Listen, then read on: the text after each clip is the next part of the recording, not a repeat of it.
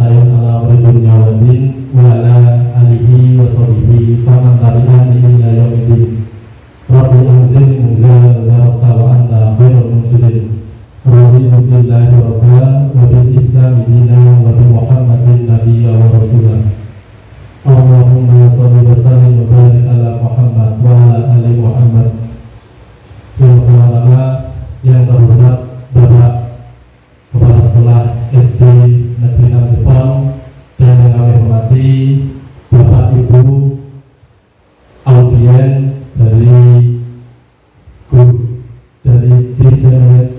diseminasi budaya positif calon guru penggerak angkatan ke-7 dan yang akan melakukan diseminasi aksi nyata yaitu Ibu Novi Ayu Rahmawati SPD GR dan Ibu Suci Umi Hanifah SPD. Untuk mempersingkat waktu, saya akan membacakan 5 susunan acara. Yang pertama yaitu perlombaan, yang kedua diseminasi, yang ketiga diseminasi narasumber yang kedua, yang keempat tanya jawab, dan yang kelima penutup. Untuk acara yang pertama yaitu pembukaan. Mari kita buka acara diseminasi budaya positif calon guru penggerak angkatan ke-7 dengan bacaan basmalah bersama-sama. Bismillahirrahmanirrahim. Untuk acara yang kedua yaitu diseminasi dari narasumber 1 yaitu Ibu Novi Ayu Rahmawati SPD GR. Waktu dan tempat kami persilakan. Bismillahirrahmanirrahim. Terima kasih atas kesempatan dan waktunya. Untuk persingkat waktu, langsung saja.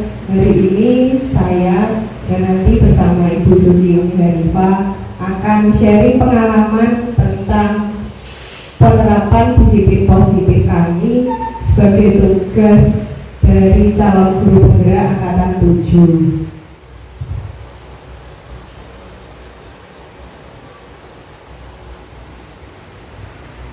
Nah, kebetulan di SD 6 Jepang ini calon guru penggerak pada angkatan 7 ada 2, saya dan Ibu Suci Umi Hanifah, di mana saya sebagai guru kelas 5 dan Ibu Suci Umi Hanifah mengajar pada guru kelas 1. Pada materi budaya positif ini memiliki 6 poin penting, di mana yang pertama adalah tentang disiplin positif, nilai kebajikan universal. Poin kedua yaitu motivasi, hukuman dan penghargaan serta restitusi. Pada poin yang ketiga yaitu keyakinan kelas, dimana nanti yang poin keempat, 5, 6 akan disampaikan Bu Hanif, yaitu kebutuhan dasar manusia dan dunia berkualitas. Yang poin kelima, 5 posisi kontrol, dan yang terakhir segitiga restitusi. Untuk topik yang pertama yaitu disiplin positif dan nilai-nilai kebajikan universal. Nah, kita akan mengenal tentang perubahan paradigma, yaitu paradigma respon menjadi teori kontrol. Sebelumnya saya akan meminta 2 peserta, 2 audiens nanti untuk melakukan role model atau bermain peran, di mana nanti yang pertama nyuwun Mas Aan ya. Mas Aan akan saya berikan 1 kertas berisi sesuatu yang berharga. Anggap saja itu yang paling berharga kagum panjenengan. Di mana nanti akan Anda letakkan di salah satu tangan, digenggam sebisa mungkin, jangan sampai dilepaskan. Dan nanti yang kedua, teman B, saya minta Pak Rudi ya, akan mencoba sekuat tenaga dengan berbagai cara untuk meminta Mas Aan, Pak Aan, untuk memberikan benda tersebut. Bisa membujuk, mengancam, menghardik, merayu, menyuap, apa saja boleh.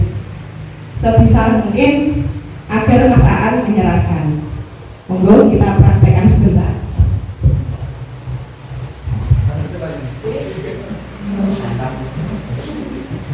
Ada mobil rumah kita.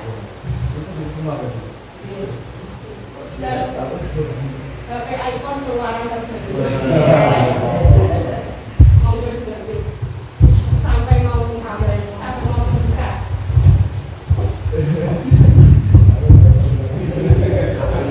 Bisa boleh.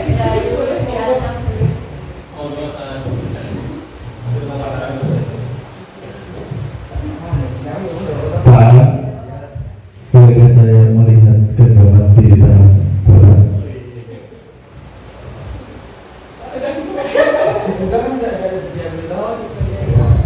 Bolehkah saya untuk mengambilnya? Kenapa tidak boleh, Pak? Sebelum berharganya sampai saya tidak boleh untuk melihatnya atau mengambilnya, Bapak.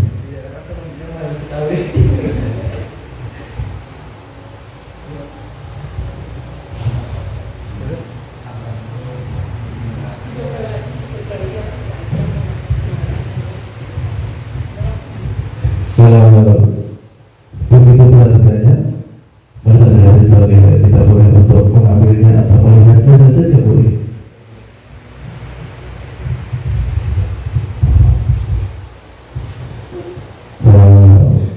Boleh saya mohonkan tangannya? Tidak boleh. Mungkin gini, saya punya uang 10 juta. Nah, kira-kira saya boleh untuk mengambilnya dari genggaman Anda, Pak? Dengan 15 juta saya naikkan harganya. Tidak mau.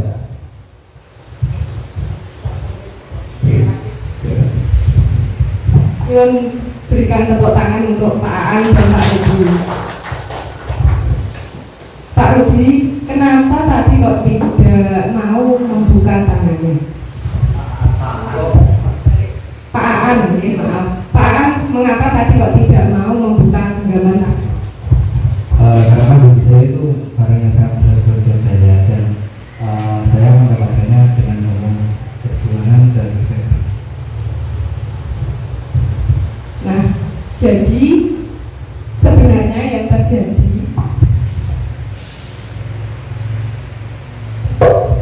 ini, seseorang akan memilih mau atau tidak mau untuk membuka tangan, itu kuncinya ada pada dirinya sendiri. Sama seperti ini, ketika guru mengontrol murid, ayo kudu ditulis, ayo harus ditulis. Ketika murid itu tidak mau, tidak dari dirinya sendiri yang membuka atau yang menerima atau yang mengikuti gurunya, dia tidak akan mau melakukannya.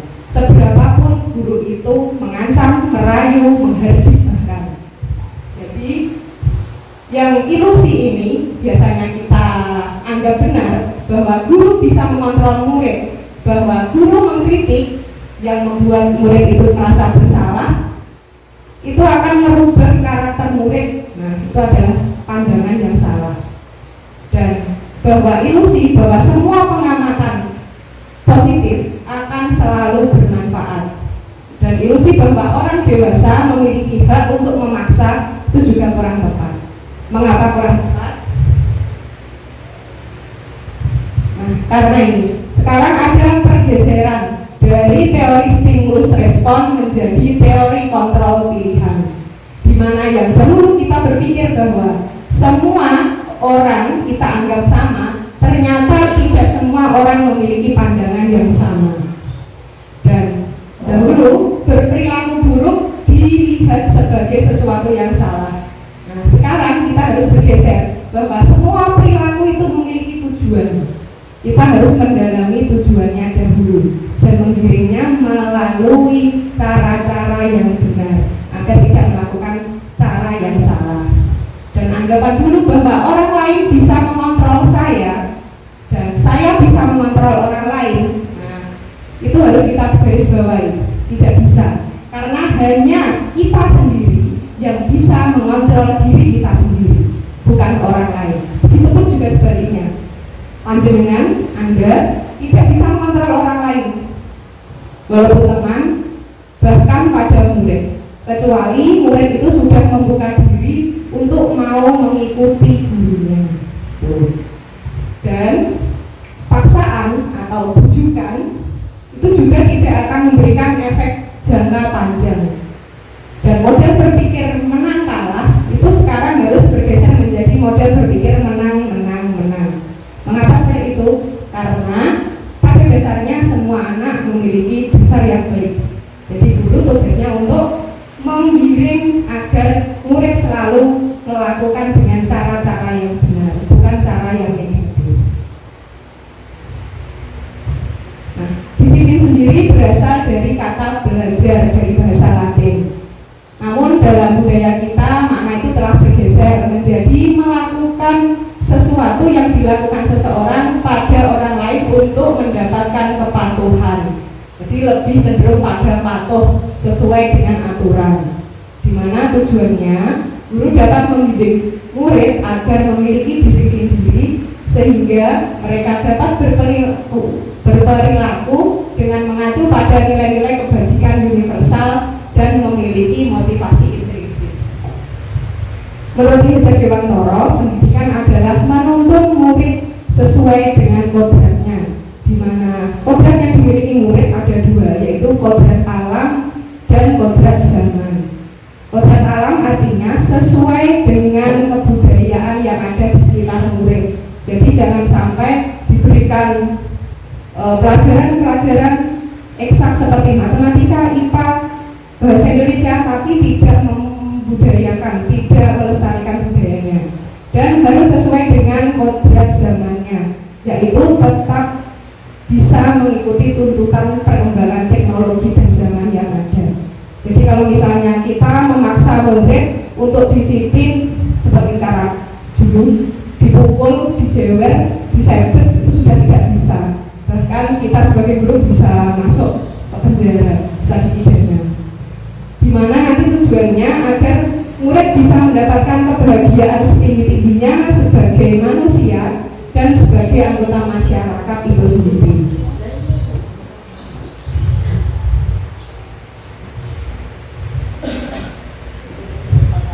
Nilai-nilai kebajikan universal itu sendiri yang dituju guru yang harus dimiliki murid, yaitu sifat-sifat positif manusia yang merupakan tujuan mulia yang ingin dicapai individu yang bersifat universal, bisa diterima oleh banyak orang, lintas bahasa, suku, bangsa, agama, maupun latar belakang. Jadi bersifat umum, tidak memihak. Dan disiplin ini sebagai bentuk kontrol diri untuk mencapai tujuan mulia, di mana pendidikan di Indonesia kebijakan universalnya dirangkum dalam 6 profil pelajar Pancasila yang terdiri atas yang pertama, beriman, bertakwa kepada Tuhan Yang Maha Esa dan berakhlak mulia.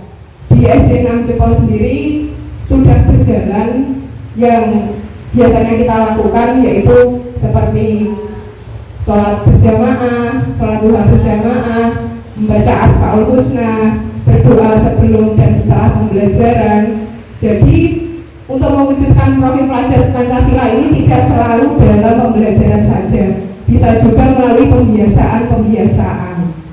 Yang kedua yaitu nilai mandiri. Ini bisa dilihat dari adanya ekstra seperti pramuka dan kegiatan pembelajaran yang menumbuhkan sikap mandiri siswa. Yang ketiga yaitu bernalar kritis, di mana bernalar kritis ini biasanya kita lakukan dalam pembelajaran, di mana siswa bisa mengolah informasi yang didapatkan. Jadi tidak hanya di dalam kelas, bisa juga dilakukan di luar kelas dengan menggunakan lingkungan sekitar. Yang keempat yaitu berkebinekaan global, di mana tujuannya nanti siswa dapat mengenal bahkan melestarikan budaya-budaya yang ada, tetapi tetap dapat mengikuti perkembangan zaman dan teknologi. Contohnya seperti kegiatan tata boga, siswa memasak masakan tradisional, masakan yang ada khas dari Indonesia. Siswa menarikan tarian daerah, dan yang terakhir adalah siswa berlatih menggunakan laptop. Kemarin seperti adanya program AKM, jadi siswa nggak gaptek. Dan kita sebagai guru harusnya juga mengarahkan, apalagi sekarang penggunaan laptop, penggunaan HP sudah tidak asing lagi bagi murid, agar siswa selalu menggunakan teknologi untuk hal yang positif. Yang kelima yaitu bergotong royong. Bergotong royong ini juga tidak hanya dilakukan melulu pada diskusi di kelas, tapi bisa juga untuk menanam tanaman seperti pembersihan lingkungan sekolah, pelestarian tanaman yang ada di lingkungan sekolah, serta dengan adanya pembiasaan jadwal piket bersama-sama. Yang keenam adalah kreatif. Di sini siswa diajak untuk memecahkan masalah dan mengembangkan kreativitasnya. Bisa dengan menggunakan ini praktek membuat batik. Ini siswa bisa menggunakan motif dan warna yang sesuai dengan kreativitas mereka. Ini contohnya kemarin ketika mengikuti lomba LS2M, coba gambar bercerita. Dan yang terakhir ini adalah membuat kerangka kubus, dan bahannya ini sesuai dengan kreativitas mereka. Jadi ada yang dari lidi, ada yang dari kawat, ada yang dari sedotan. Itu adalah contoh penerapan profil pelajar Pancasila yang sudah ada di SD 6 Jepang. Untuk topik yang kedua yaitu teori motivasi, hukuman dan penghargaan serta restitusi. Teori motivasi perilaku manusia. Setiap manusia melakukan sesuatu itu pasti ada motivasinya, pasti ada tujuannya. Nggak mungkin mak duduk terus dilakukan. Yang pertama yaitu untuk menghindari ketidaknyamanan atau hukuman. Yang kedua mendapatkan imbalan atau penghargaan. Nah ini termasuk motivasi eksternal atau motivasi dari luar diri anak itu. Misalnya untuk menghindari ketidaknyamanan atau hukuman. Saya tak pakai Facebook, saya tangan leher agar nanti tidak disuruh maju ketika jam pelajaran, biar nggak disendirikan, biar nggak dihukum sama gurunya. Nah, itu berarti motivasi siswa itu berasal dari gurunya, takut karena dihukum, bukan murni dari siswa sendiri. Jadi itu tidak akan berlaku lama, karena kalau tidak ada gurunya pasti ya kesalahannya akan dilakukan. Contohnya, kalau guru tak coba ya hasilku seperti itu. Yang kedua, untuk mendapatkan imbalan atau penghargaan dari orang lain. Misalnya, ayo nanti yang bisa mendapat nilai 100 akan dapat jajan dari Bu Guru. Misalnya seperti itu. Nah, nanti siswa akan spontan secara tidak langsung akan berlomba-lomba untuk mendapatkan hadiah itu. Nah, ternyata nilai yang 100 separuh. Nah, setengah kelas mendapatkan nilai 100, mendapatkan jajan. Yang mendapatkan jajan senang. Terus yang tidak mendapat, bagaimana perasaannya? Pasti sedih. Nah, sedih itu akan bisa menimbulkan iri juga. Nah, siswa akan, malah aku bantuk, besoknya aku gak usah berusaha. Nah, itu juga akan bisa muncul dari siswa. Dan bagi yang mendapatkan imbalan, ketika gurunya tidak memberikan jajan, kalau jajan sama guru, besok aku gak tenangan. Nah, jadi motivasi eksternal ini untuk menghindari ketidaknyamanan, hukuman, dan imbalan penghargaan itu tidak akan bertahan lama. Nah, yang diharapkan adalah adanya motivasi internal, yaitu untuk menghargai diri sendiri dengan nilai-nilai yang mereka percaya. Di mana nilai-nilai tadi ada 6 yang tercermin pada profil pelajar Pancasila. Jadi kalau memang sudah terinternalisasi, sudah tertanam pada diri murid, jadi murid dimanapun, kapanpun, ada gurunya atau tidak ada, di sekolah, di rumah maupun bahkan di masyarakat, akan selalu memegang nilai-nilai itu.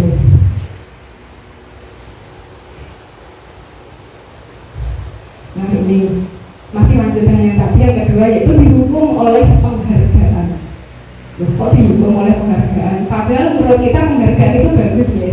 Nah, penghargaan itu berlaku sama dengan hukuman. Mengapa? Karena dengan adanya penghargaan berarti meminta seseorang atau membujuk seseorang untuk melakukan sesuatu, dan ini merupakan dorongan eksternal dan bersifat ketergantungan seperti tadi. Kalau tidak ada penghargaannya, tidak ada hadiahnya, jadi males-malesan, jadi wegah. Nah, dampak dari pemberian penghargaan yang pertama yaitu bersifat jangka pendek. Kalau diberikan berangkat sesuai dengan tujuan, kalau enggak ya tidak usah. Nah, jangka panjangnya dia akan ketergantungan. Yang kedua, penghargaan tidak efektif dan bisa merusak hubungan. Hubungan itu tadi ya, seperti misalnya ada temannya yang enggak mendapat penghargaan, bisa iri, bisa bertengkar, keroyokan, seperti itu. Jadi malah tidak kondusif. Yang keempat yaitu mengurangi ketepatan. Jadi yang harusnya belajar karena ingin bisa, ingin pandai, tapi yang dituju hanya hadiahnya saja. Contohnya seperti itu.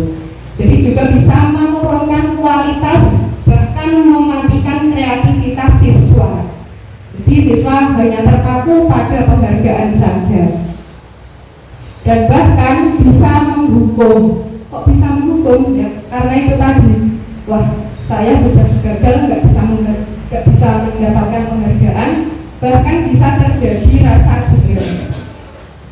Dan yang terakhir, penghargaan mengurangi motivasi intrinsik. Yang tadinya belajar pengen pinter, akhirnya bisa ketergantungan menjadi hanya ingin mendapatkan penghargaan.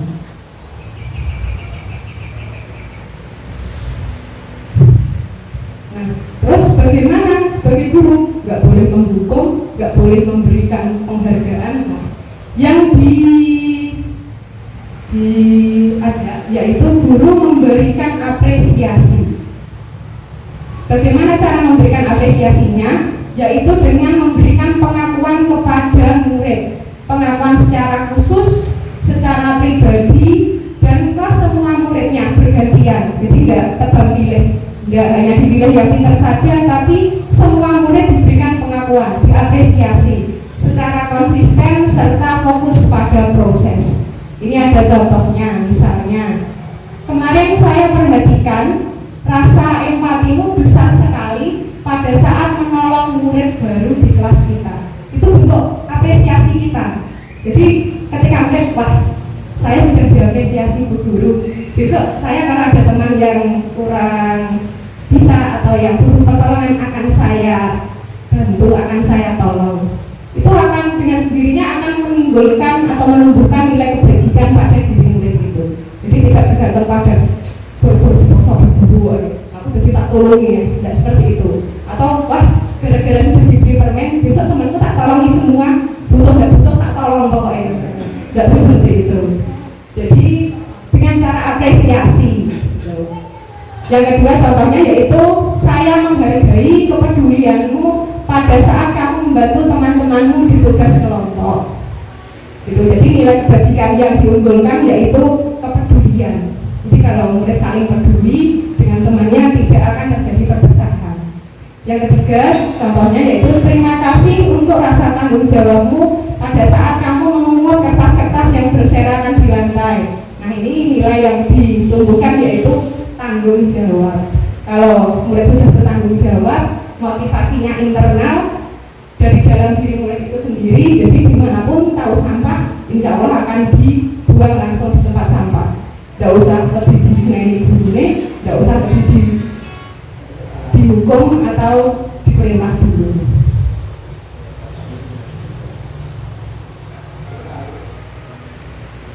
Nah ini ada seperti itu.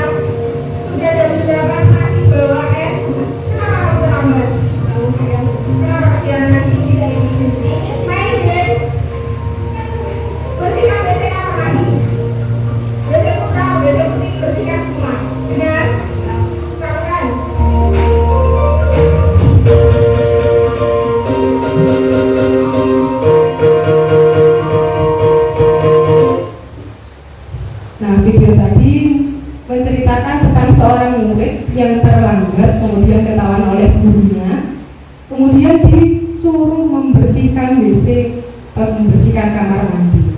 Dan pertanyaannya, menurut panjenengan itu termasuk konsekuensi atau hukuman? Konsekuensi atau hukuman? Jadi itu termasuk hukuman. Mengapa? Karena tidak menguatkan karakter. Anak terlambat kok disuruhnya membersihkan WC itu tidak nyambung. Jadi tidak ada hubungannya dan suatu saat pasti akan diulangi lagi. Nah, sekarang saya minta nanti bergantian satu persatu untuk membedakan. Kira-kira tindakan yang dilakukan guru itu termasuk konsekuensi atau hukuman? Yang saya mau dari Pak Aan dulu.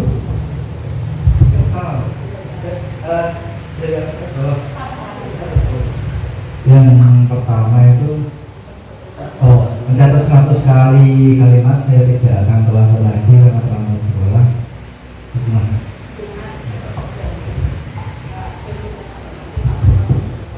Lari mengelilingi lapangan basket 2 kali karena terlambat hadir di sekolah. Konsekuensi.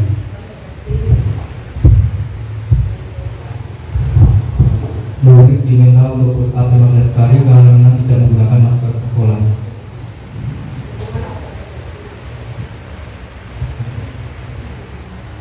Hukuman. Membagikan kertas tugas rumah yang telah dicoret-coret. Konsekuensi.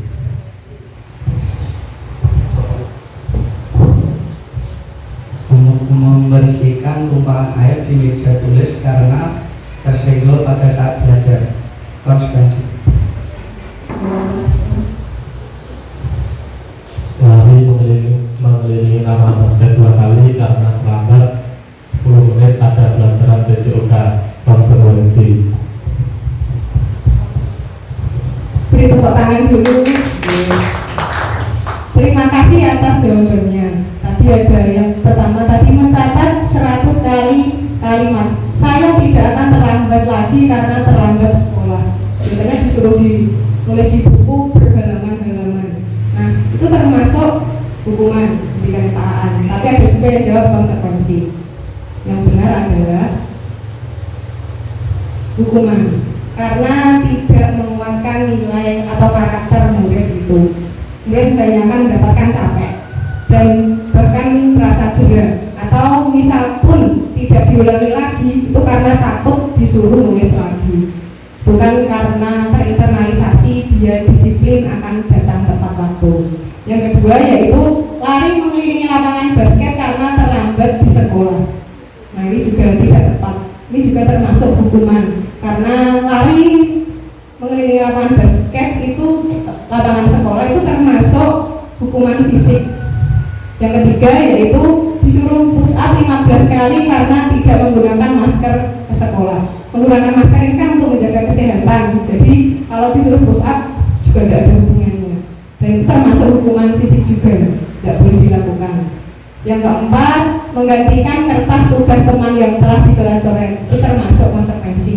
Sudah tepat tadi jawabannya. Jadi murid dilatih untuk bertanggung jawab. Kalau sudah ditumpahkan ya harus ganti lagi agar temannya juga bisa mengerjakan. Yang kelima yaitu membersihkan tumpahan air di meja tulis karena tersenggol pada saat belajar. Misalnya tempat minumnya tumpah yang harus dibersihkan sendiri. Itu dilatih untuk bertanggung jawab. Dan yang terakhir mengelilingi lapangan basket 2 kali karena terlambat. Ini berbeda dengan yang terlambat di sekolah. Kalau ini terlambat pada pelajaran PJOK. Ini termasuk konsekuensi. Kenapa? Kita ambil garisnya bahwa di pelajaran PJOK itu biasanya ada pemanasan. Jadi kalau tadi terlambat belum ikut pemanasan, murid pemanasan sendiri, baru melanjutkan ikut pelajaran. Nah, pada dasarnya perbedaan hukuman dan konsekuensi. Hukuman bersifat tidak terencana atau tiba-tiba. Pas gurunya pengen push up ya disuruh push up. Nah, pas gurunya pengen membersihkan WC disuruh membersihkan WC. Jadi hanya satu arah, hanya dari gurunya. Siswanya terima nggak terima harus mau. Itu hukuman tanpa melalui kesepakatan atau pengarahan dulu. juga bisa psikis, misalnya yang saya mau dikata-katain dari dipisoi, nah, seperti itu, atau dikata bodoh misalnya, goblok atau apa. Nah itu bahkan lebih ngeri lagi karena akan bisa mempengaruhi hingga dewasa nanti. Dan yang kedua yaitu konsekuensi. Konsekuensi biasanya sudah disepakati, dibuat dari pihak sekolah atau guru. Murid juga mengetahui konsekuensi bila ada pelanggaran. Misalnya seperti ketika upacara, yang tidak bawa topi, yang tidak bawa ikat pinggang nanti akan disendirikan, akan mendapatkan pembinaan. Itu termasuk konsekuensi karena sebelumnya biasanya murid sudah tahu. Dan murid dibuat tidak nyaman jangka waktu pendek. Dan guru di sini bersifat atau dalam posisi memonitor murid. Jadi sudah sesuai aturan yang ada di sekolah atau belum. Nah, menurut panjenengan, kira-kira manakah yang harus kita pilih? Hukuman atau konsekuensi? Konsekuensi? Bukan itu ternyata. Juga bukan konsekuensi. Yang diharapkan adalah restitusi.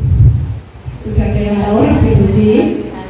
Jadi bukan hukuman, juga bukan konsekuensi. Yang diharapkan adalah restitusi. Restitusi adalah proses penciptaan kondisi bagi murid untuk memperbaiki kesalahan. Jadi fokus di sini perbaikan masalahnya, sehingga mereka bisa kembali pada kelompok mereka dengan karakter yang lebih kuat. Jadi fokus pada motivasinya apa dan karakternya atau yang dilanggar apa, itu yang digali untuk ditumbuhkan lagi atau ditebalkan. Nah, restitusi ini merupakan proses kolaboratif yang mengajarkan murid untuk mencari solusi. Jadi murid sendiri yang memunculkan solusi-solusinya, guru hanya mengarahkan untuk masalah mereka dan membantu murid berpikir tentang orang seperti apa yang mereka inginkan.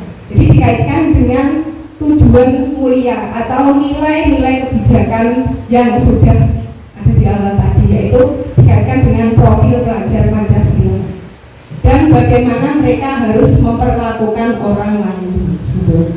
Jadi murid nanti dididik untuk memperbaiki karakter mereka, mencari solusinya sendiri sebagai perbaikan masalah, sehingga dia bisa menjadi seperti apa yang dia inginkan dan juga bisa bermanfaat bagi orang lain. Nah, ciri-ciri restitusi yaitu yang pertama, bukan untuk menebus kesalahan, tapi belajar dari kesalahan itu. Yang kedua, memperbaiki hubungan, bersifat tawaran, bukan paksaan. Jadi biasanya solusinya berawal dari murid, nanti guru meluruskan atau membimbing yang terbaik yang ini. Jadi bukan dari guru, bukan satu arah. Yang keempat, restitusi menuntut untuk melihat ke dalam diri. Restitusi mencari kebutuhan dasar yang mendasari tindakannya. Jadi dicari dulu motivasinya sebenarnya apa, kok bisa melakukan seperti itu. Yang keenam, restitusi diri adalah cara yang paling tepat. Jadi bukan hukuman, juga bukan konsekuensi. Yang ketujuh, restitusi berfokus pada karakter, bukan tindakan. Dan restitusi fokus pada solusi. Restitusi mengembalikan murid pada kelompoknya. Artinya, jika murid melakukan kesalahan di kelas, misalnya bertengkar dengan teman atau musik kancani, kita cari dulu motivasinya apa? Iseng kok Bu. Nah, iseng itu bisa termasuk motivasinya karena mencari kesenangan. Mencari kesenangan dengan teman itu enggak harus musili, enggak harus jahil. Nah, nanti setelah kita sudah memperbaiki karakternya, jadi dia bisa kembali pada kelompoknya, bisa bermain lagi bersama teman-temannya dengan karakter yang lebih baik.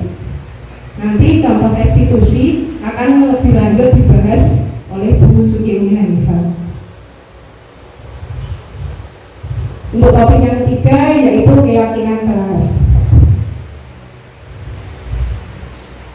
Keyakinan sekolah atau kelas yaitu nilai-nilai kebajikan universal yang disepakati secara tersirat dan tersurat, bersifat memotivasi seseorang dari dalam, motivasi internal, agar lebih tergerak dan bersemangat untuk menjalankan keyakinannya, yaitu keyakinan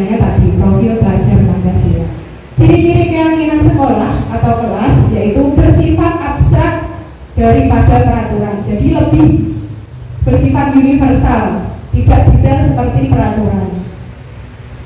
Yang kedua, berupa pernyataan universal dalam bentuk positif. Jadi misalnya menghargai orang lain, bukan tidak boleh bertengkar, itu kan termasuk kalimat negatif. Jadi disarankan lebih ke bentuk positif.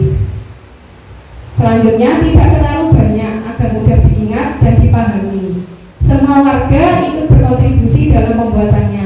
Jadi kalau misalnya di kelas, guru dan murid dua-duanya berkontribusi membuatnya. Jadi tidak sepihak dari guru saja. Dan yang terakhir, bersedia meninjau kembali keyakinan kelas dari waktu ke waktu. Jika dirasa kurang relevan atau sudah tidak sesuai, bisa diperbaiki. Jadi tidak kaku bentuknya. Nah, ini perbedaan peraturan dengan keyakinan. Misalnya, contohnya peraturannya selalu kembalikan buku ke tempatnya. Jadi keyakinan kelasnya tanggung jawab. Nilai yang dimunculkan yaitu tanggung jawab. Misalnya, dilarang mengganggu orang lain. Jadi tidak kita tulis seperti itu, tapi cukup menghormati orang lain. Dilarang melakukan kekerasan. Jadi cukup kita tulis menghormati orang lain. Jadi ini bisa ditulis satu, tapi dengan beberapa makna. Gak musiki kancane, gak ganggu kancane, gak nutui, berkata yang sopan, mendengarkan pendapatnya, itu semua termasuk menghormati orang lain. Jadi tidak perlu kita tulis banyak, cukup satu nilai yang kita angkat. Selanjutnya contohnya, gunakan masker. Ini termasuk keyakinannya kesehatan atau keselamatan. Dilarang menggunakan narkoba. Ini nilainya tentang kesehatan. Ini adalah prosedur pembentukan keyakinan kelas. Yang pertama, mempersilahkan murid untuk bercurah pendapat. Jadi nanti murid diberikan kesempatan untuk menuliskan, kalau kemarin saya satu saja, satu peraturan yang menurutnya perlu ada di kelas. Yang kedua, mencatat semua masukan murid, jadi dikumpulkan secara kolektif. Yang ketiga, mengganti kalimat dalam bentuk negatif menjadi positif. Nanti yang tidak, dilarang dijadikan bentuk positif. Yang keempat, menemukan nilai kebajikan atau keyakinan yang dituju. Dari peraturan itu kita ganti menjadi kalimat dalam bentuk nilai kebajikan.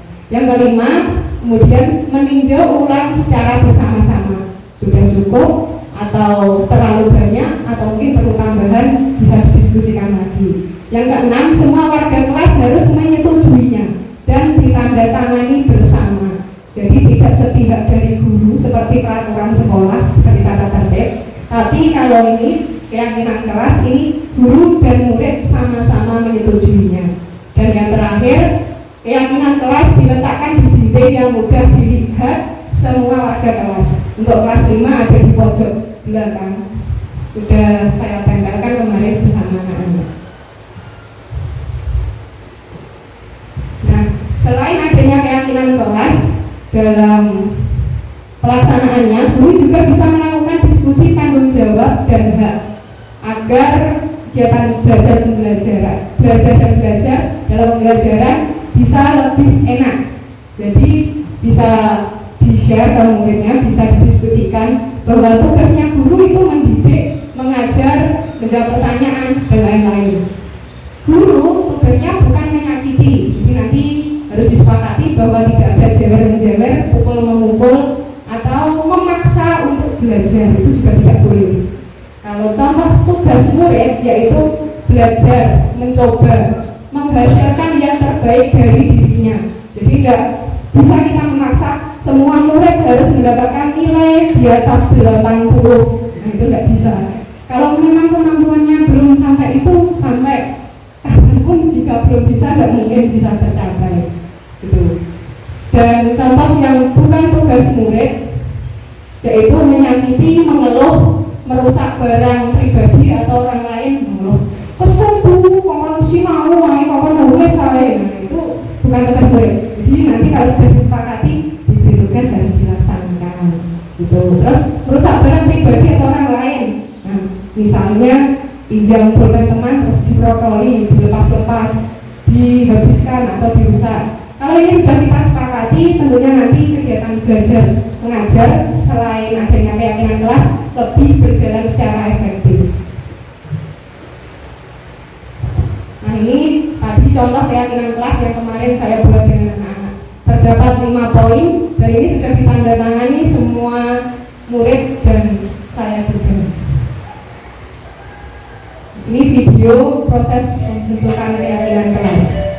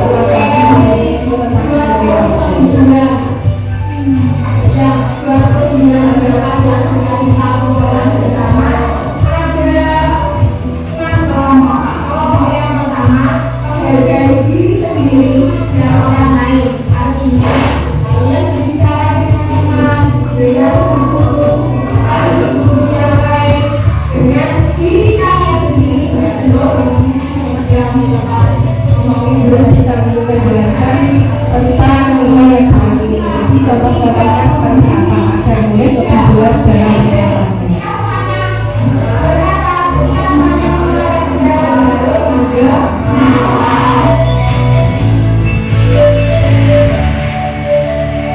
Ini proses penulisan ditulis oleh murid, dan dari 29 murid didapatkan 5 keyakinan kelas.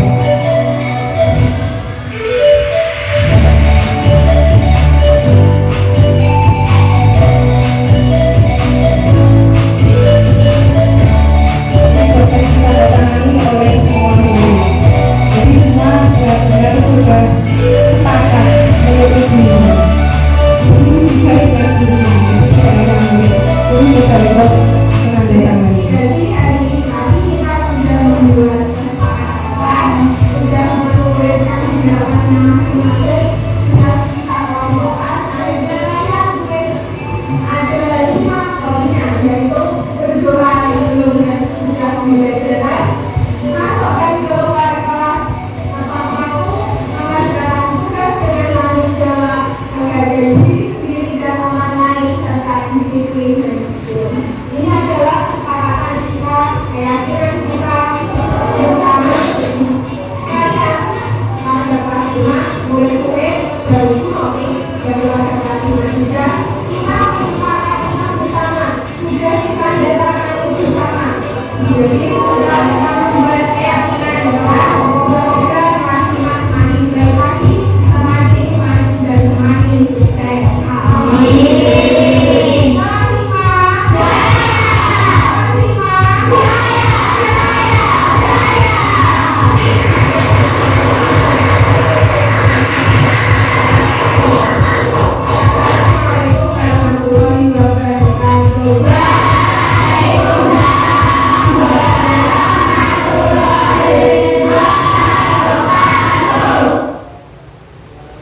Nah, demikian proses pembuatan keyakinan kelas yang kemarin sudah saya dan anak-anak lakukan.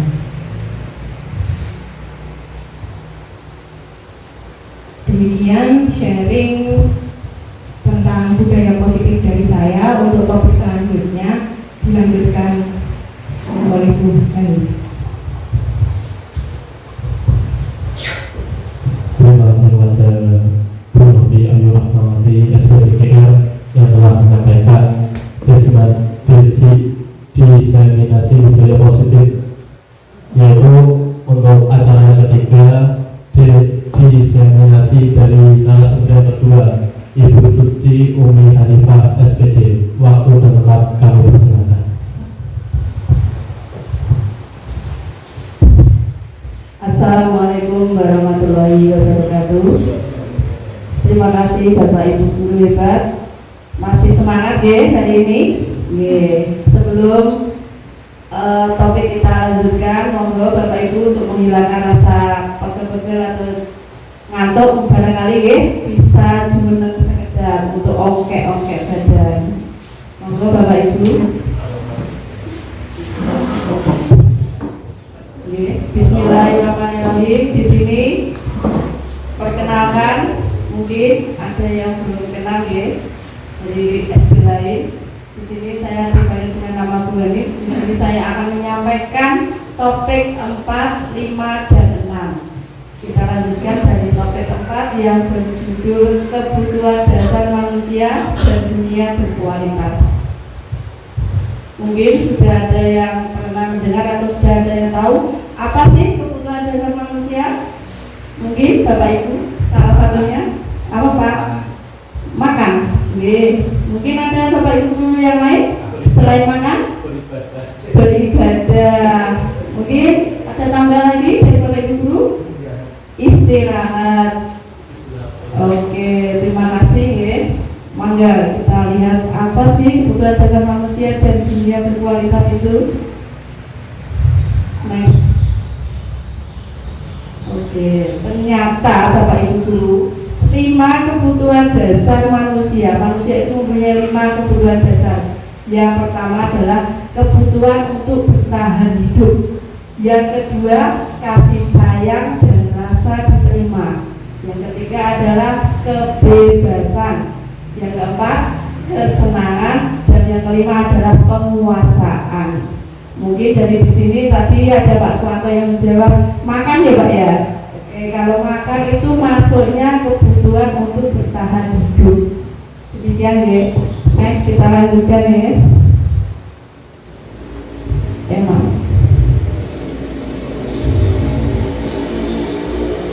Nah, di sini sebelum saya membahas apa itu 5 kebutuhan dasar, di sini ada kasus Bapak Ibu. Bisa minta tolong perwakilan untuk membacakan, mungkin dari Pak Suwanto.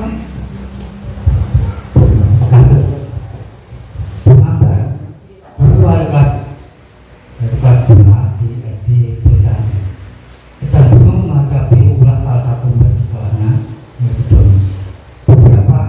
Beberapa anak di kelas 2 telah datang padanya dan mengeluhkan Doni yang seringkali meminta bekal makan siang mereka dengan paksa. Jika Anda menghadapi situasi seperti itu, seperti itu, apa yang Anda akan lakukan? Menurut Anda, kira-kira apa alasan Doni melakukan? Ya, di sini ada sebuah kasus nih Bapak Ibu. Ibu Ambar adalah wali murid kelas 2, di mana dia itu sangat bingung menghadapi salah satu anak didiknya, yaitu bernama Doni. Kenapa Doni kok seringkali ya meminta bekal makan siang kepada temannya secara memaksa lah. Jika Anda, bagaimana ya Bapak Ibu guru, Anda menghadapi situasi seperti itu? Mungkin ada bisa yang menjawab bagaimana cara menghadapi kasus seperti ini. Mungkin Bapak Ibu salah satunya diapakan anaknya ini ya, kok senengannya kok meminta bekal makan temannya secara paksa. Kira-kira Bapak Ibu enaknya diapakan ya? Dikasih makan, Bu. Dikasih makan, melakukan pendekatan. Iya. Next. Ternyata kita bahas satu-satu tentang 5 kebutuhan dasar. Yang pertama adalah kebutuhan untuk bertahan hidup. Kebutuhan bertahan hidup atau survival adalah kebutuhan yang bersifat fisiologis untuk bertahan hidup, misalnya kesehatan, rumah, dan makanan.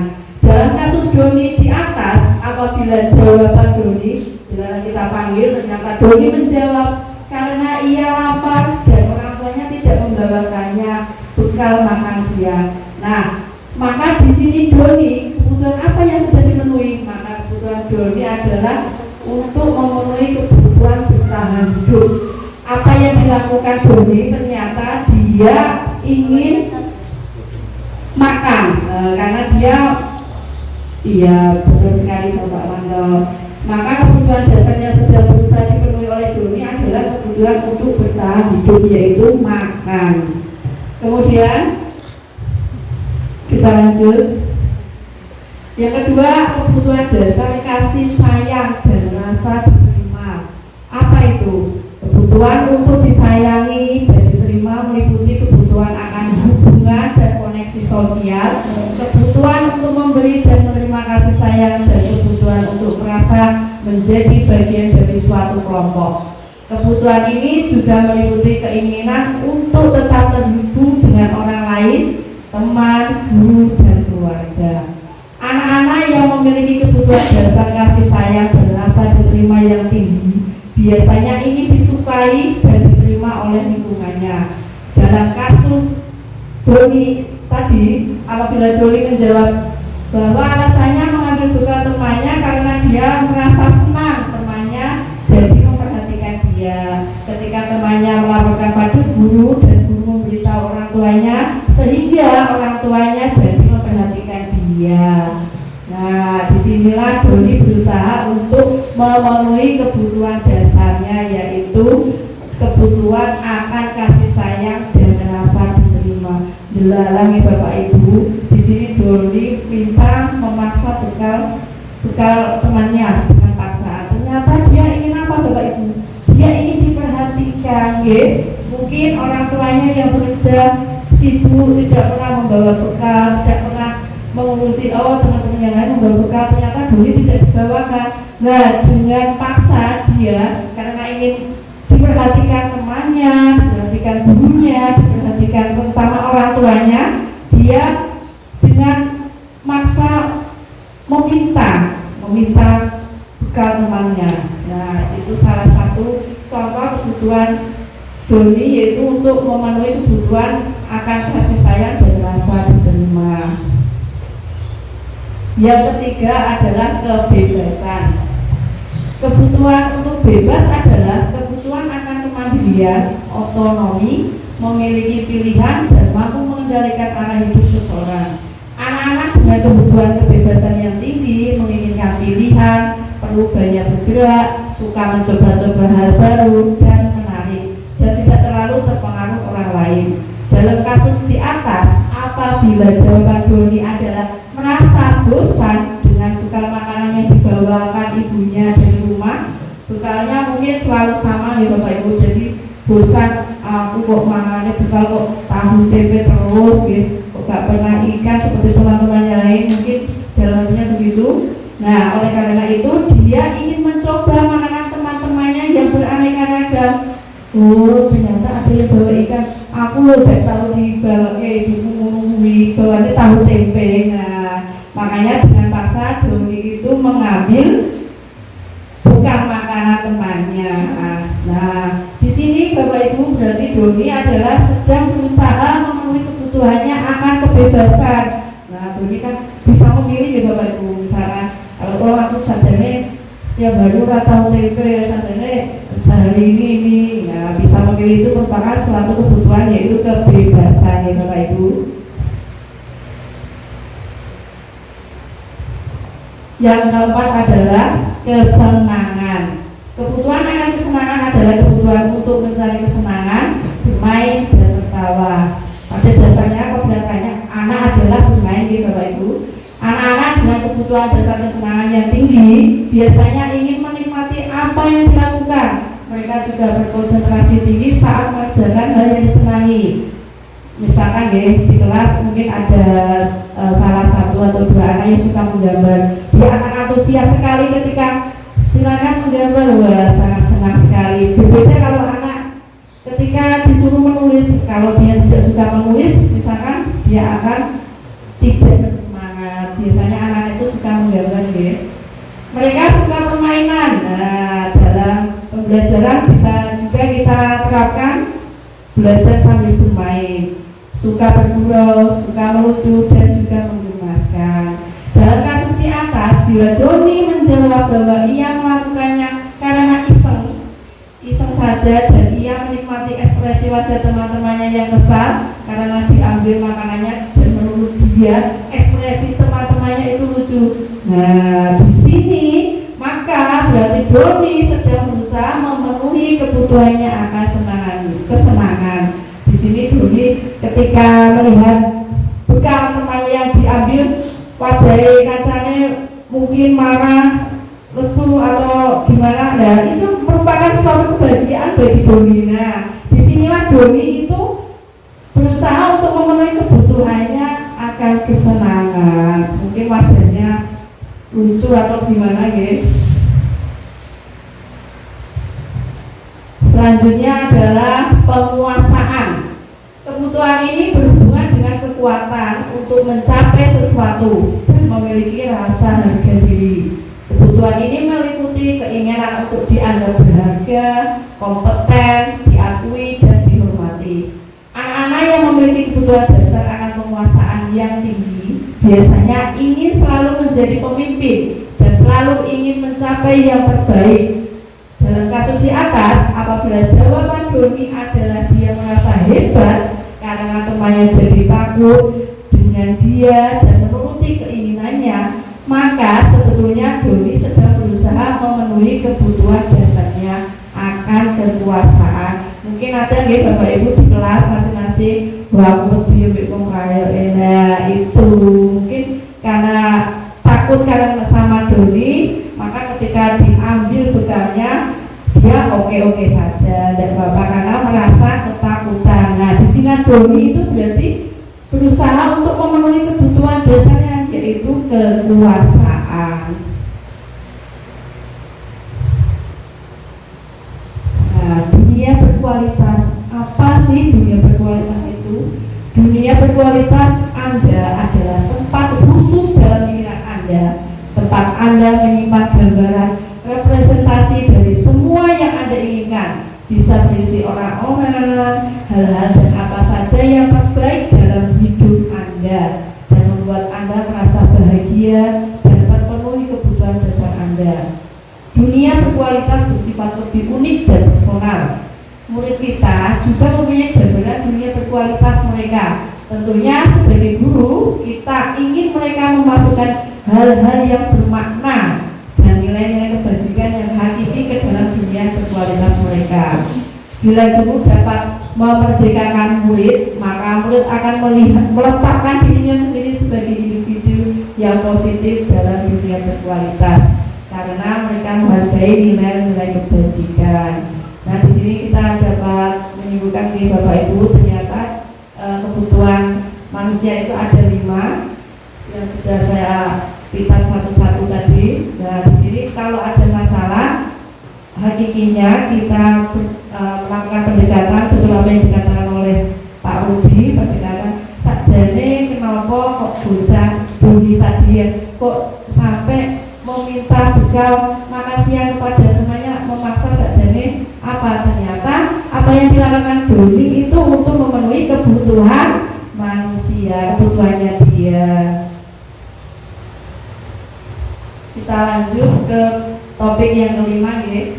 5 posisi kontrol. Sebelumnya apa sudah ada yang pernah mendengar, Bapak Ibu? Lanjut.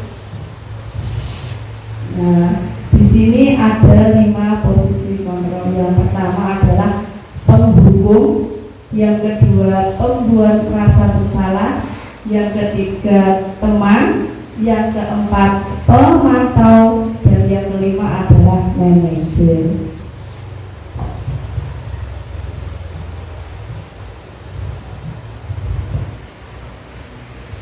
Di sini juga saya jabarkan dengan suatu kasus nih Bapak Ibu. Mungkin bisa dibantu Mas Aan untuk membacakan. Seorang siswi yang terlambat hadir di sekolah itu. Ya, terima kasih Mas Aan. Oke, ada kasus di mana seorang siswi yang terlambat hadir di sekolah. Bagaimana kita lanjut? Nah, bagaimana guru menjalankan disiplin dengan menggunakan kelima posisi kontrol untuk kasus yang sama. Berarti kasusnya ada salah satu siswa dari Bapak Ibu yang datang terlambat. Nah, kita akan apresiasikan bagaimana jika posisi kita sebagai penghukum. Nomor 1 ya, penghukum. Seorang penghukum bisa menggunakan hukuman fisik maupun verbal, biasanya dengan nada suara tinggi, mata melotot, jari menunjuk-nunjuk. Tadi juga sudah ada dari Ibu Ayu Novita, ya. Dulu kita ada penghukum, hukuman dan konsekuensi. Ini kita masih berhubungan, ya. Orang-orang yang menjalankan posisi penghukum senantiasa mengatakan bahwa sekolah memerlukan sistem atau alat yang dapat lebih menekan murid-murid lebih dalam lagi. Guru-guru yang menerapkan posisi penghukum akan berkata, kamu selalu saja salah, patuhi aturan saya, atau awas. Nah, guru seperti ini senantiasa percaya hanya ada satu cara agar pembelajaran bisa berhasil, yaitu cara dia. Di sini guru mempunyai pemikiran kalau dengan cara digertai, diseneni, itu akan membuahkan hasil. Ternyata bagaimana Bapak Ibu kita lihat. Di sini ada video, nah.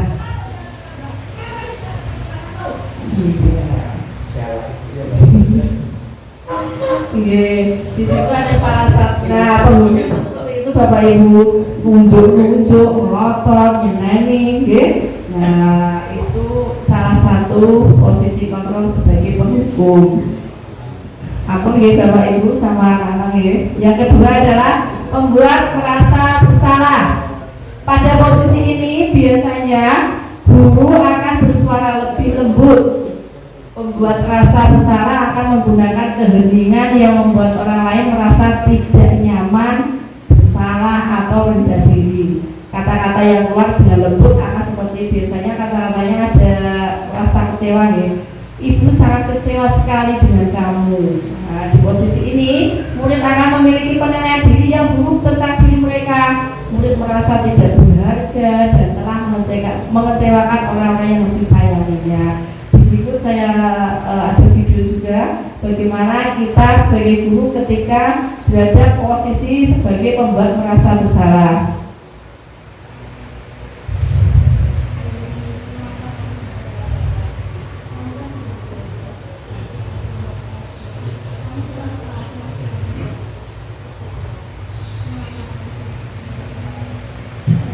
Di sini Bapak Ibu guru merasa kecewa.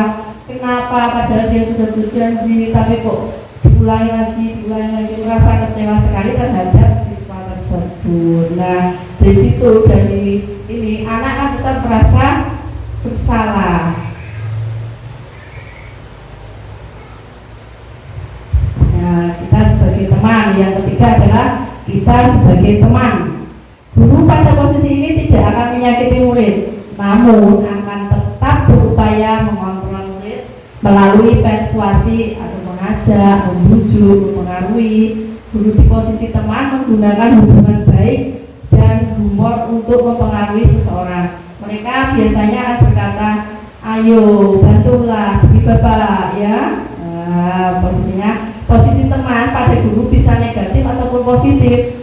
Hal positif dari posisi teman adalah terjalin hubungan yang baik antara guru dan murid. Sedangkan hal negatif dari posisi teman adalah murid akan tergantung pada guru.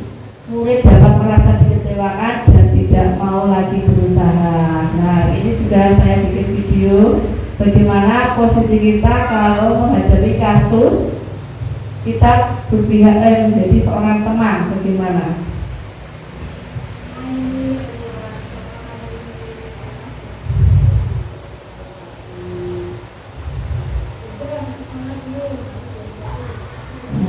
Di sini kita sebagai teman ya biasa diakui seperti kita dengan teman. Kita lanjut.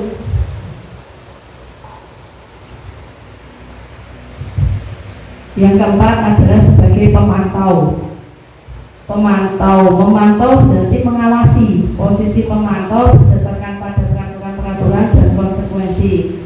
Biasanya di sini anak-anak sudah tahu konsekuensinya apa jika terlambat. Di sini seorang pemantau akan berkata, sanksi atau konsekuensinya apa? Nah, posisi ini akan menggunakan stiker, slip catatan, daftar cek. Pada posisi ini biasanya ada suara datar, bahasa tubuh yang formal. Di sini juga saya buat video bagaimana posisi kita ketika menghadapi kasus sebagai seorang pemantau.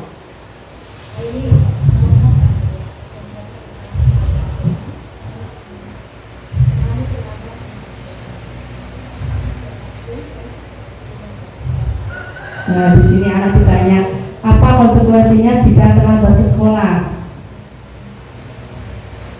Nah, dia akan tinggal di kelas karena terlambat. Nah, karena dia terlambat, ketika beristirahat, otomatis dia tahu konsekuensinya, yaitu mengerjakan tugas yang tertinggal. Dia juga tahu. Next, ya, yang terakhir adalah sebagai manajer. Posisi manajer adalah posisi di mana guru berbuat sesuatu bersama murid, mempersilahkan murid mempertanggungjawabkan perilakunya, mendukung murid agar dapat menemukan solusi atas permasalahannya sendiri. Di sini guru mempersilahkan memberikan solusi bagaimana anak itu sudah bisa mempertanggungjawabkan atas kasusnya. Pada posisi manajer, murid diajak untuk menganalisis kebutuhan dirinya maupun kebutuhan orang lain. Di sini penekanan bukan pada kemampuan membuat konsekuensi, namun dapat berkolaborasi dengan murid bagaimana memperbaiki kesalahan yang ada. Seorang manajer akan berkata, apa yang kita yakini. Nah, kembali lagi ke keyakinan kelas seperti yang tadi disampaikan oleh Bu Novi. Kita membuat keyakinan kelas di mana kata-kata yang negatif kita ubah menjadi positif. Jika datang terlambat, kita ubah menjadi hadir tepat waktu. Nah, di sini inilah fungsi dari keyakinan kelas. Nah, ini dulunya Bapak Ibu.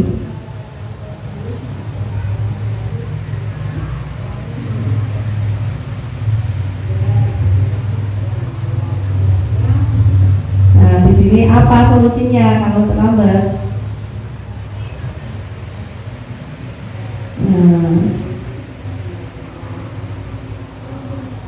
Nah, dia juga berusaha, Bapak Ibu berusaha untuk tidak akan terlambat lagi. Nah, dia bisa memecahkan permasalahannya sendiri dan mempertanggungjawabkan apa yang dilakukan. Kita lanjut. Sekarang di sini ada pertanyaan ya.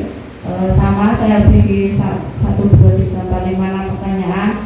Ayo tebak siapakah yang mengatakannya? Pernyataan berikut. Siapa yang mengatakannya? Apakah seorang penghukum, teman, merasa bersalah, manajer, atau seorang pemantau? Mungkin bisa dibantu dari yang depan dulu, Mas Aan, bisa dijawab. Dan pertama saya kecewa sekali dengan kamu itu dengan kecewa. Oh ya, membuat rasa bersalah. Kamu tidak pernah benar melakukannya. Hukum.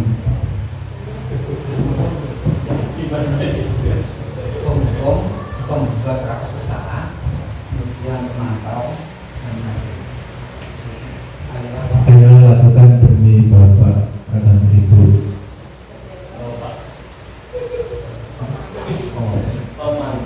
Memantau. Apakah kamu ingin mendapatkan stiker bintang hari ini? Memantau. Bagaimana kamu bisa menyelesaikan masalah ini? Pemantau. Kamu yang selalu paling terakhir. Pemantau. Nah, dari 6 soal ini kebanyakan menjawab pemantau, Bapak Ibu. Kita lihat apakah jawabannya. Oke, saya kecewa sekali. Nah, garis bawahi kecewa sekali berarti di sini apa tadi? Membuat orang merasa bersalah. Nah, yang kedua adalah kamu tidak pernah benar melakukannya.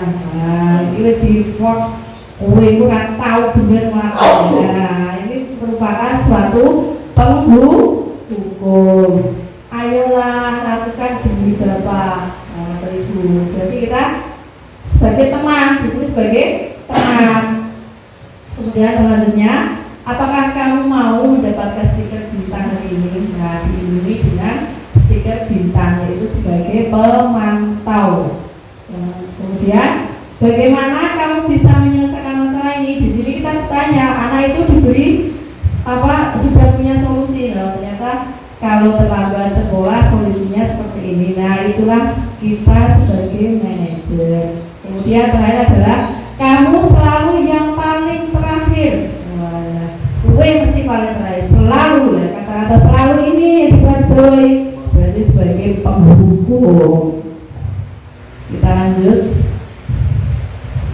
Nah, topik yang keenam adalah topik terakhir adalah segitiga restitusi. Di sini tadi sudah sedikit dibahas oleh Bu Novi tentang restitusi itu apa. Nah, di sini ada segitiga restitusi. Nah, di sini Bapak Ibu ada segitiga restitusi. Yang pertama adalah menstabilkan identitas, kemudian validasi kebutuhan.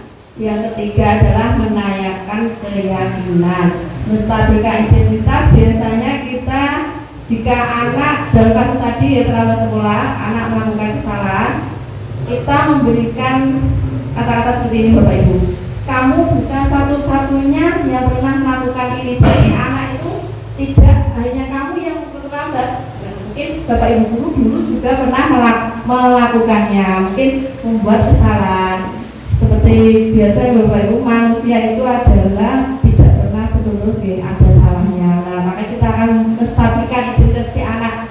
Oh, kamu terlambat sekolah ini tidak kamu saja, mungkin Bapak Ibu guru dulu juga pernah melakukan. Nah, setiap orang pasti pernah melakukan kesalahan, termasuk kita sebagai Bapak Ibu guru. Begitu ya Bapak Ibu.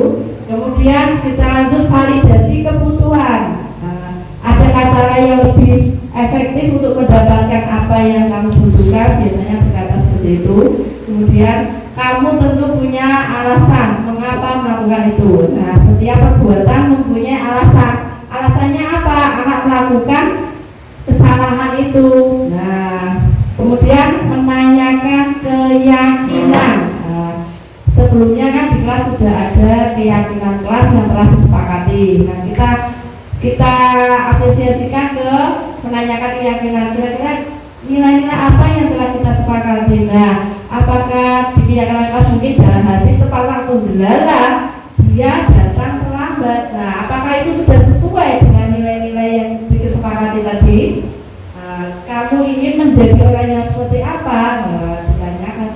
Kamu ini pengen menjadi orang yang bagaimana? Lanjutkan. Nah, ini yang pertama, menstabilkan identitas, yaitu untuk membantu anak yang merasa gagal karena berbuat salah menjadi positif terhadap dirinya. Nah, ketika anak merasa bersalah kan otomatis berlaku gagal. Nah, inilah fungsinya menstabilkan identitas. Ternyata guru bisa berkata begini, berbuat salah itu hal yang manusiawi. Bukan berarti kita membetulkan apa yang dilakukan murid, misalnya terlambat rapopo, bukan seperti itu. Tetapi kita adalah menstabilkan identitas anak, gimana dia merasa gagal supaya menjadi positif. Atau tidak ada manusia yang sempurna. Bapak Ibu juga pernah melakukan kesalahan, mungkin distabilkan dengan seperti itu. Bapak Ibu tidak tertarik untuk mencari tahu siapa yang benar, siapa yang salah, tetapi Ibu lebih tertarik untuk menyelesaikan masalah. Nah, di sini anak kan sudah merasa gagal nih Bapak Ibu. Di sini tugas kita adalah menstabilkan identitas. Oh, ternyata Bapak Ibu guru itu juga pernah melakukan kesalahan. Oh, ternyata manusia itu juga tidak sempurna. Bukannya kita kalau terlambat itu betul bukan seperti itu Bapak Ibu. Kita di sini mengambil untuk menstabilkan posisi anak supaya berpikir positif. Selanjutnya, validasi kebutuhan. Nah, di sini adalah membantu murid mengenali basic need, mengenali kebutuhan dasar yang ingin dipenuhinya ketika melakukan kesalahan itu. Pada dasarnya, setiap tindakan manusia tujuannya adalah memenuhi kebutuhan dasar, apakah itu penguasaan, kebebasan, kasih sayang, dan rasa diterima, kesenangan atau bertahan hidup. Ya, tadi sudah saya bahas tentang kasus Doni. Di sini apa yang dilakukan Doni juga begitu. Ternyata apa yang dilakukan Doni ada penyebabnya, yaitu dia ingin memenuhi kebutuhan dasar, mulai dari kebebasan, kasih sayang, penguasaan, kesenangan, dan bertahan hidup. Biasanya dalam validasi kebutuhan, guru berkata, kamu bisa saja kan melakukan hal yang lebih buruk, tapi kamu tidak melakukannya. Kemudian kamu pasti punya alasan mengapa melakukannya, kenapa kok terlambat, alasannya apa, kenapa kok mengambil bekal temannya dengan paksa, alasannya apa. Nah, di sini adalah validasi kebutuhan. Kamu boleh tetap berusaha menjaga sikap itu, tapi tambahkan sikap yang lain yang baru.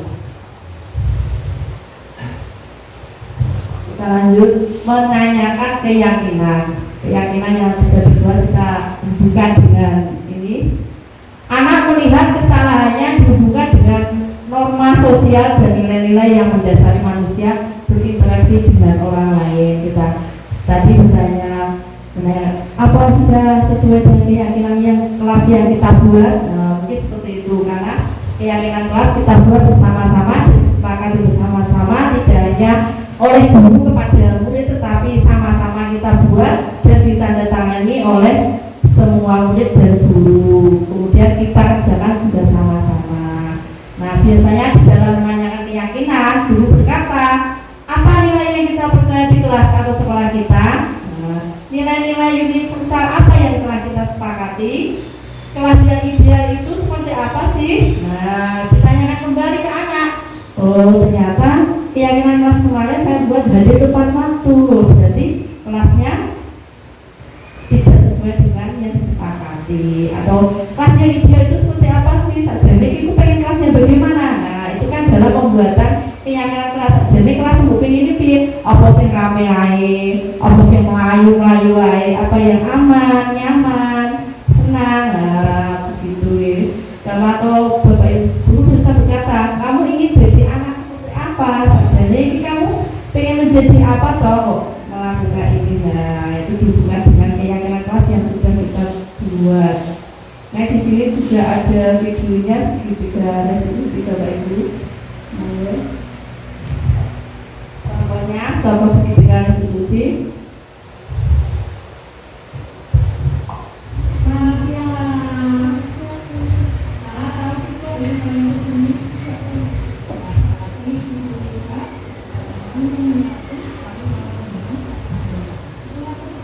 Nah, ini menstabilkan identitas nih Bapak Ibu. Nah, setiap manusia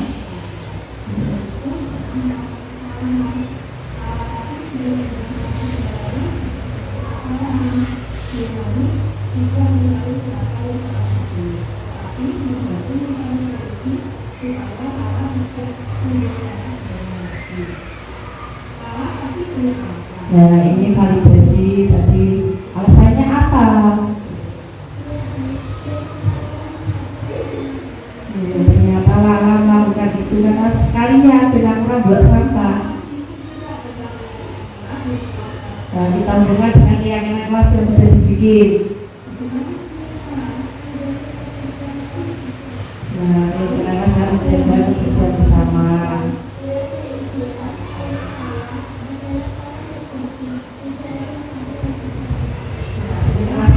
Tidak ada sampah yang berserakan.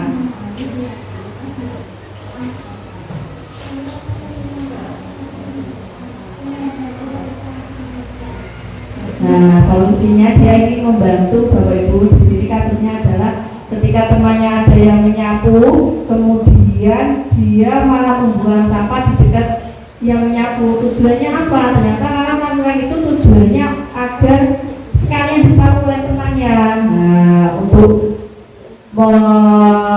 solusi kesalahannya ya dia menyapu bersama temannya, membantu menyapu bersama temannya.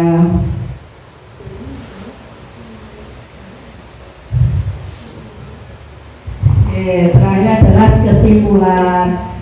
Kesimpulan dari kami adalah guru hendaknya menerapkan konsep disiplin positif dalam berinteraksi dengan murid agar dapat tercipta lingkungan dan budaya positif di sekolah sehingga terwujud profil pelajar Pancasila. Kesimpulan dari budaya positif ini, diseminasi ini, yaitu terwujudnya profil pelajar Pancasila yang tadi sudah dijelaskan oleh Bu Novi.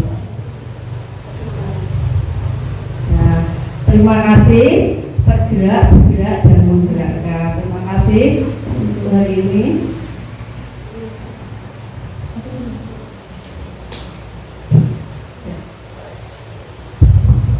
Pak Amri.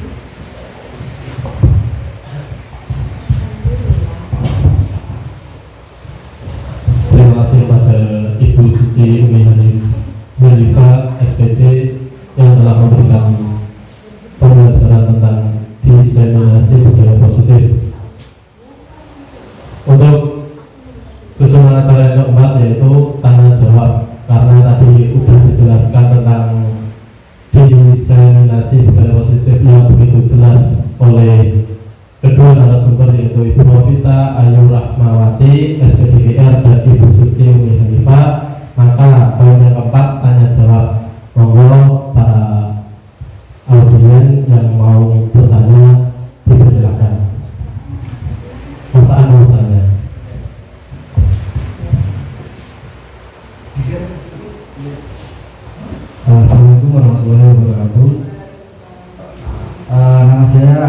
Rubianto dari SD.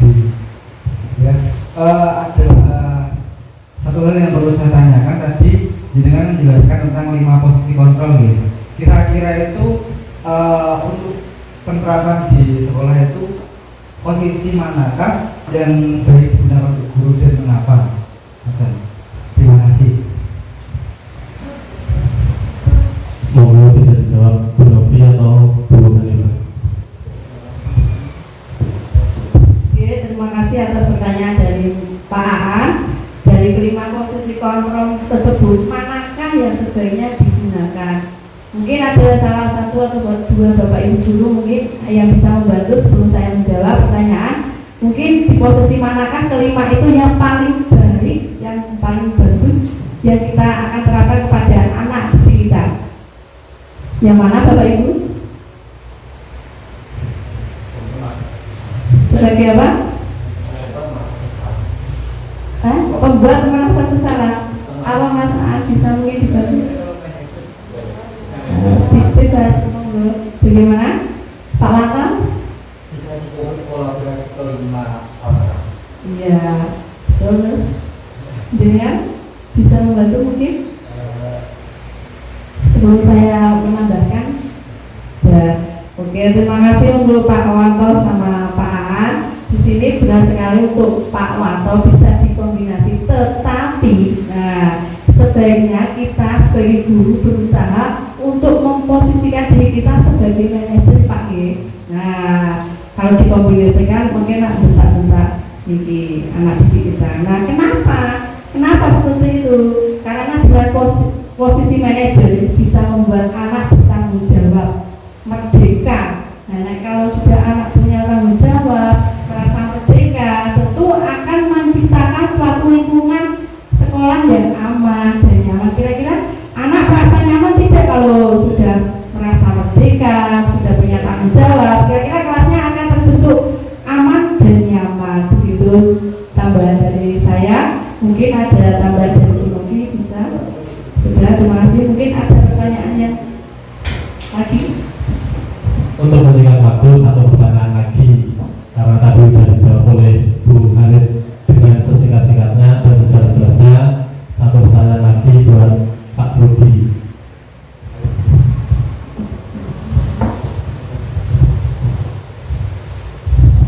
Assalamualaikum warahmatullahi wabarakatuh.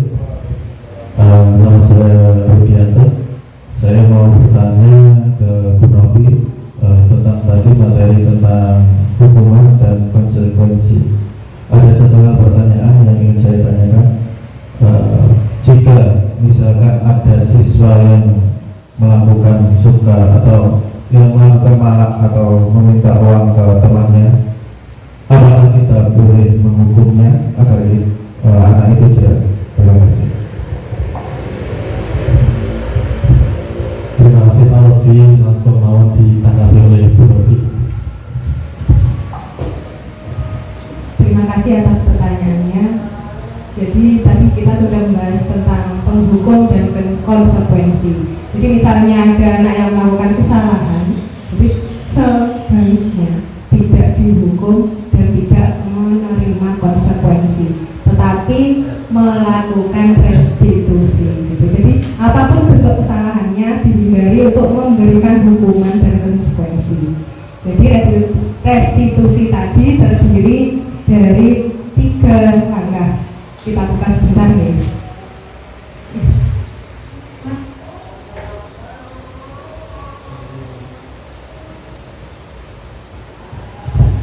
Yang dapat kita lakukan, misalnya ada murid yang memalak atau minta uang sama temannya. Yang pertama yaitu menstabilkan identitas, bahwa semua orang pasti pernah melakukan kesalahan. Tidak apa-apa, ya yang kemarin melakukan kesalahan, bukan berarti boleh melakukan itu, tetapi yang perlu digarisbawahi yaitu belajar agar kesalahan itu tidak terulang lagi, karena kesalahan itu adalah hal yang manusiawi, agar anak tidak merasa gagal terus jadi menutup diri. Yang kedua yaitu validasi kebutuhan. Kita lakukan pendekatan. Sakjane iki malah iki digopo. Nah, apa yang mendasari kebutuhannya dia itu apa yang ingin dipenuhi.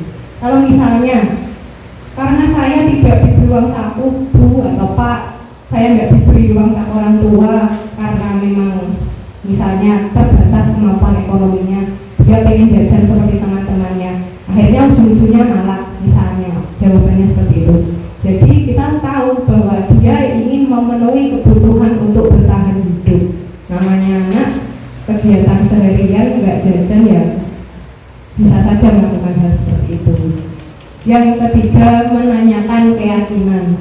Nah, keyakinan kelas yang sudah dibuat tadi, contohnya, tuh kan tadi sudah membuat keyakinan kelas. Kalau kamu malak temannya, apakah sesuai dengan keyakinan yang sudah kita buat?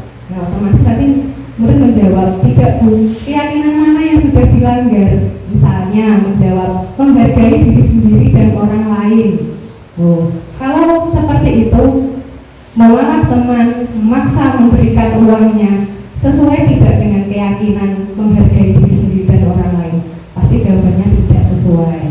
Nah, kita harus menghargai orang lain karena tadi kembali ke keyakinan kelas, karena kita semua ingin saling menghargai agar terwujudnya profil pelajar Pancasila. Dan kita bisa menanyakan lagi bagaimana caranya, sudah diminta uangnya, apa yang bisa dilakukan untuk lebih menghargai orang lain. Misalnya anaknya tadi menjawab uangnya akan dikembalikan, dia tidak akan melakukannya lagi, seperti itu. Cukup dari saya. Bagaimana Pak Udi? Alhamdulillah, dua pertanyaan sudah terjawab semua. Dan untuk yang terakhir ini acaranya penutup. Sebelum penutup, kita kasih aplaus dulu kepada dua narasumber kita. Alhamdulillah, diseminasi budaya positif yang dipraktekkan atau disampaikan oleh narasumber 1 Ibu Novita Ayu Rahmawati SPD GR dan narasumber 2 Ibu Suci Umi Hanifah SPD berjalan dengan baik, memuaskan, dan semoga bisa menjadi pembelajaran buat kita semua. Dan kita tutup acara hari ini dengan bacaan hamdalah bersama-sama. Alhamdulillahirabbil alamin.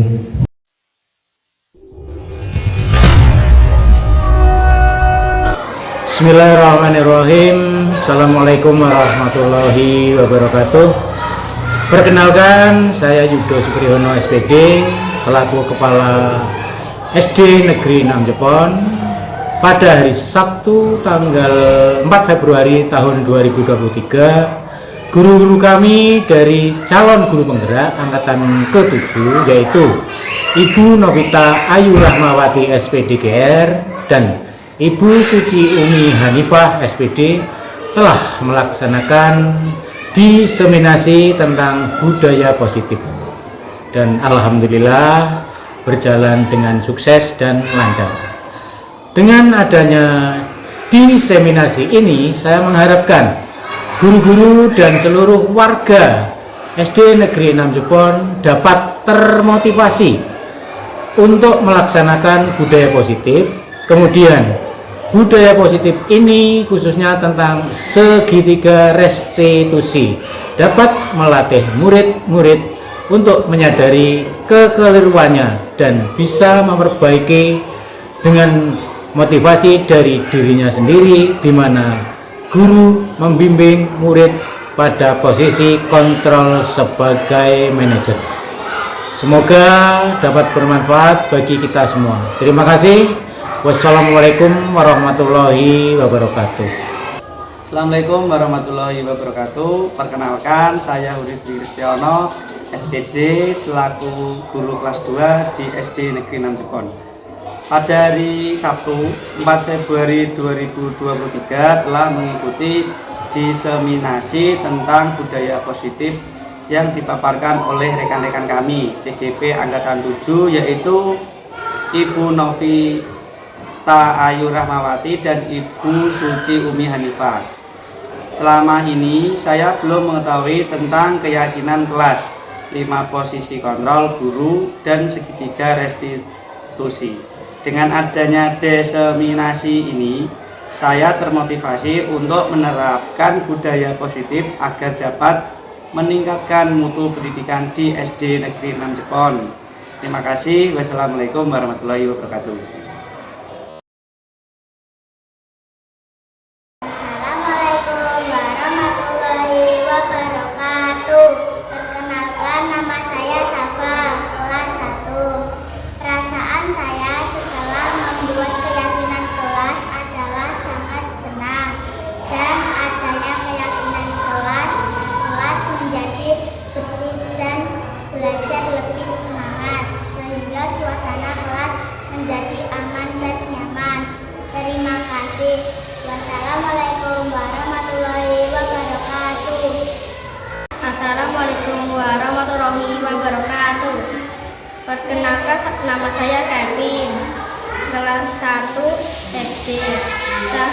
Saya merasa senang, tidak merasa takut jika membuat kesalahan karena Guru Hanif mengajak mengobrol untuk menyelesaikan masalah saya dan tidak menghukum saya. Terima kasih. Wassalamualaikum warahmatullahi wabarakatuh. Oke.